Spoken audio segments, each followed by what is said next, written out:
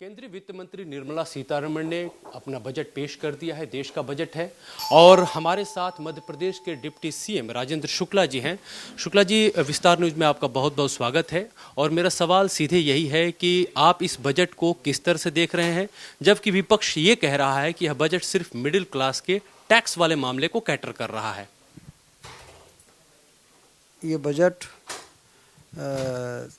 इस बात का द्योतक है कि देश की अर्थव्यवस्था जो लंबे समय से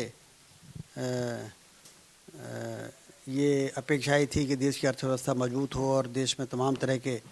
विकास के काम भी हों और लोगों को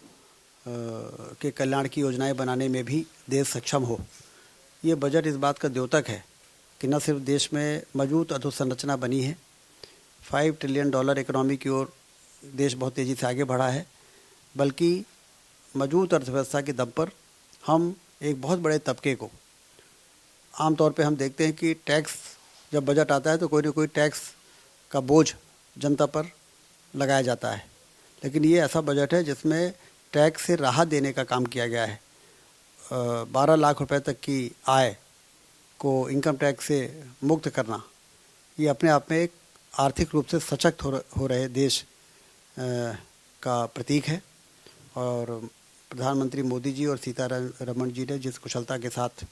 आर्थिक अनुशासन लागू करके और ये राहत दी है, वो बहुत बड़ी राहत है। निश्चित रूप से जो 12 लाख का जो एक टैक्स रिबेट दिया गया है, वो मिडिल क्लास भी एक्सपेक्ट नहीं कर रहा था, उम्मीद से ज़्यादा मिला है। लेकिन क्या आपको नहीं लगता है कि जो पिछले बजट सेशन रहे थे उसमें मिडिल क्लास को जो मायूसी मिली, यहाँ तक आते आते मेहरबान ने बहुत देर कर दी? नहीं, अब आप देखिएगा लगातार जिस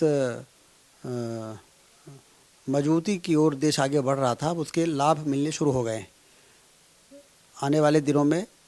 और आर्थिक महाशक्ति के रूप में देश आगे बढ़ेगा और इस प्रकार के कई लाभ जो किसानों को राहत देने वाले होंगे, जो युवाओं को राहत देने वाले होंगे, जो महिलाओं को राहत देने वाले होंगे और जो गरीबों को राहत देने वाले होंगे,